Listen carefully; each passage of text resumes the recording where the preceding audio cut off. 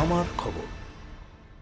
Rampurhat medical college ও হাসপাতালে সহকারী সুপারকে হেনস্থার অভিযোগকে কেন্দ্র করে তীব্র রাজনৈতিক বিতর্কের সৃষ্টি হয়েছে। অভিযোগের ভিত্তিতে বিজেপির এক পঞ্চায়েত সদস্যকে থানায় ডেকে এনে রাতভর আটকে রাখার অভিযোগ উঠেছে পুলিশের বিরুদ্ধে। ঘটনাকে কেন্দ্র করে বৃহস্পতিবার সকালে রামপুরহাট থানায় ভিড় জমান বিজেপির নেতা কর্মীরা। পরে ব্যক্তিগত বন্ডে মুক্তি পান ওই বিজেপি নেতা। পুলিশ সূত্রে জানা গিয়েছে, রামপুরহাট মেডিকেল কলেজ ও হাসপাতালে সহকারী সুপার ঈশ্বর চ্যাটার্জি বুধবার বিকেলে রামপুরহাট থানায় লিখিত অভিযোগ দায়ের করেন।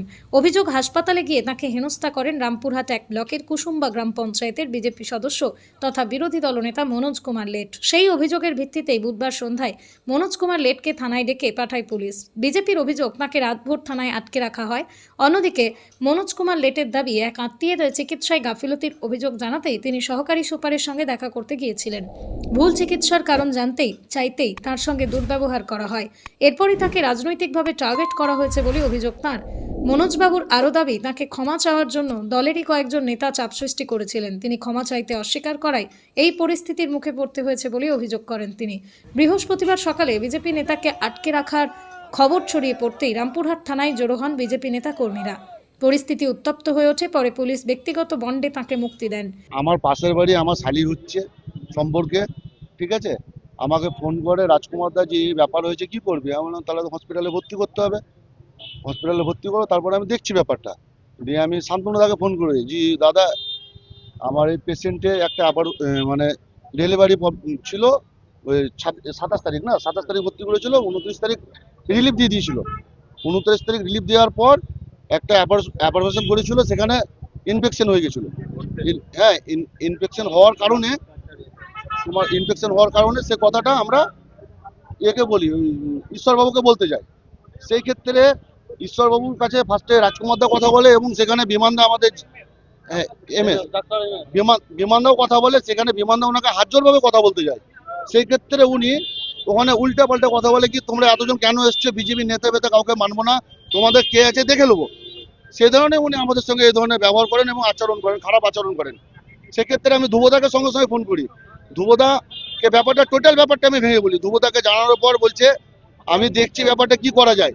আমি বললাম তাহলে উনি বলছে আমাদের নামে কেস করব, তাহলে আমরা ওনার নামে একটা কেস করে দিই। এই ধরনের যেহেতু কাজটা করেছে এবং এই ধরনের আমাদের সঙ্গে ব্যবহার বা কেন করবে। ধ্রুবদা বললো যে না, এই কেস করিস না, আমি ব্যাপারটা দেখছি, ওনার নাম ঠিকানা অ্যাড্রেসটা দে। নাম ঠিকানা অ্যাড্রেস দিলাম। তারপরে ধ্রুবদা বলছে তোকে যদি জেল কাটিয়ে দেয় তাহলে আমাকে ফোন করিস না। তাহলে যদি জেল কাটিয়ে দেবে তো কাটিয়ে দেবে, আমি ফোন করবো না তোমাকে। এটা বলার পর আমি ক্ষমা চেয়েছিলাম। না, এটা বলার পর আমি নিচে আসি। তারপরে আমাকে উদয়দা ফোন করে যে কি হয়েছে, তুমি জেলা সভাপতি বলছে তুমি হসপিটাল কেন গেলা, ঝামেলা কেন করলা। বললাম দাদা আমরা কোনো ঝামেলাই করিনি, ওর সঙ্গে ভালোভাবে ভদ্র আচরণে কথা বলতে গেছি, উনি কোনো কথা শুনেনি এবং দিয়ে আমাকে বলছে না তোমার কোনো কথা শুনবো না, তুমি ক্ষমা চাইবে কি চাইবে না। তাহলে আমি অন্যায় করিনি, আমি কোনো ক্ষমা চাইবো না। যে ফোনটা উনি কিন্তু কেটে দিল। তারপরে কিন্তু ধ্রুবদাকে আবার বললাম দাদা উদয়দা এই বললে, বলছে আমি ব্যাপারটা দেখে নিচ্ছি দাঁড়া। দিয়ে ওখান থেকে আমরা বেরিয়ে আসার পর তারপরে শান্তনুদা ফোন করছে। শান্তনুদা বলছে মনোজ তুমি হসপিটালে ঝামেলা অশান্তি করলে তুমি এক্ষুনি যাও, গিয়ে ক্ষমা চেয়ে এসো ঈশ্বর চ্যাটার্জির কাছে।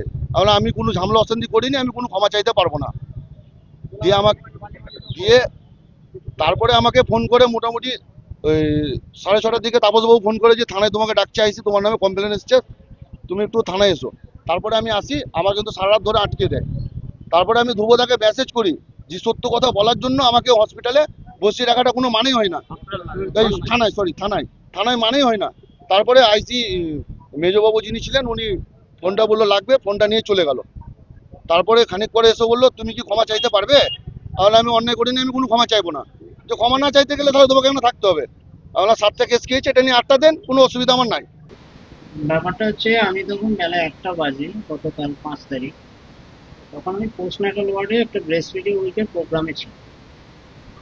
তো আমার সিকিউরিটি আমাকে জানায় যে আমার পরিচিত দুজন মানে নাম বলে যাদের আমি চিনি, বিমান সাহা এবং রাজেন মান, ওনারা বাইরে ওয়েট করছেন আপনার সাথে কথা বলবো। তাই বললাম ঠিক আছে, ওনাদের ওয়েট করতে বলে আমি যাচ্ছি। তো আমি প্রোগ্রাম ছেড়ে ওই ওয়ার্ডেরই বাইরে আমি চলে আসি, ওখানেই ওনারা দাঁড়িয়ে ছিল পোস্টনাটাল ওয়ার্ডের বাইরে। সেখানে আমি দেখি যে এক পেশেন্ট পার্টি আমার সাথে কথা বলতে চান, ওনারাও ছিলেন, ওনারা কোনো কথা বলেননি।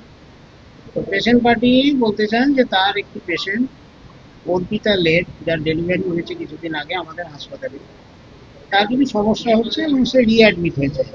আমি বললাম ঠিক আছে, আপনি বলুন কি সমস্যা। তো উনি বলতে থাকেন, কিন্তু ওনার কথা বলার মাঝখানে এই মনোজ লেট খুব চেঁচামেচি করতে থাকে, বিভিন্ন কথাবার্তা বলতে থাকে যেটার সঙ্গে পেশেন্টের কোনো রিলেশন নেই, মানে পেশেন্টের শারীরিক অবস্থার তথ্য উনি দিচ্ছিলেন না, উনি অন্য ধরনের কথাবার্তা বলছিলেন। তো আমি ওনাকে বারণ করি যে আপনি চুপ করুন, উনি তো বলছেন, আরেকজন বলছেন, আমি শুনি আগে, তারপরে আপনার সাথে অন্য ব্যাপার থাকলে সেটা আলাদা করে কথা বলবো। কিন্তু উনি আমার কোনো কথাই শুনেননি, উনি ওনার মতো চেঁচিয়ে চেঁচিয়ে কথা বলতে থাকেন এবং লাস্টে আমি কারো কথাই শুনতে পাচ্ছিলাম না, যিনি পেশেন্ট পার্টি তার কথাও বুঝতে পারছিলাম না। তখন আমি ওনাকে বাধ্য হয়ে বলি যে দেখুন আপনি চেঁচামেচি বন্ধ করুন, নাহলে কিন্তু আপনার এগেইনস্টে আইনগত ব্যবস্থা নেব। তারপরে উনি বলেন যে হ্যাঁ আমার নাম মনোজ লেট, আপনি যা পারেন করে নেন। এইভাবে উনি আমাকে থ্রেটনিং দেন, মানে আমার সাথে মিসবিহেভ তো করেইছেন, প্রথম থেকেই মিসবিহেভ করেছেন, এবং পেশেন্ট রিলেটেড কোনো কথা কিন্তু উনি বলেননি। পেশেন্ট রিলেটেড কথা অন্য একজন ভদ্রলোক বলছিলেন, কিন্তু তার কথা আমি কিছুই বুঝতে পারিনি, ওনার চেঁচামেচি। রাজ্যে সরকার পরিবর্তনের মাত্র 3 মাসের মধ্যেই শাসক দল বিজেপির অন্দরের গোষ্ঠীদ্বন্দ্ব প্রকাশ্যে চলে এসেছে বলেই রাজনৈতিক মহলে জোর চর্চা শুরু হয়েছে। যদিও এই অভিযোগ নিয়ে দলের তরফে এখনো কোনো আনুষ্ঠানিক প্রতিক্রিয়া মেলেনি। আস্থা medical chemist and diagnostic centre, আপনার সুস্বাস্থ্যের বিশ্বস্ত ঠিকানা। অভিজ্ঞ বিশেষজ্ঞ চিকিৎসকদের চেম্বার, মেডিসিন, স্ত্রীরোগ ও প্রসূতি, অর্থোপেডিক, জেনারেল সার্জারি, শিশুরোগ, হৃদরোগ, স্নায়ুরোগ, ইউরোলজি ও কিডনি রোগ, আধুনিক ডায়াগনস্টিক পরিষেবা, রক্ত পরীক্ষা, ইউরিন পরীক্ষা, স্টুল পরীক্ষা, বিভিন্ন প্যাথোলজি টেস্ট, বাড়ি থেকে রক্তের নমুনা সংগ্রহের সুবিধা, 24/7 পরিষেবা উপলব্ধ। ঠিকানা নানুর চণ্ডীদাস রোড, রামকৃষ্ণ নার্সিং হোমের পাশে, বোলপুর, বীরভূম। যোগাযোগ করুন এই নম্বরে। আস্থা medical chemist and diagnostic centre, বিশ্বস্ত চিকিৎসা, সঠিক পরীক্ষা, সুস্থ জীবনের অঙ্গীকার। দেখতে চোখ রাখুন আমাদের ফেসবুক ও ইউটিউব চ্যানেলে।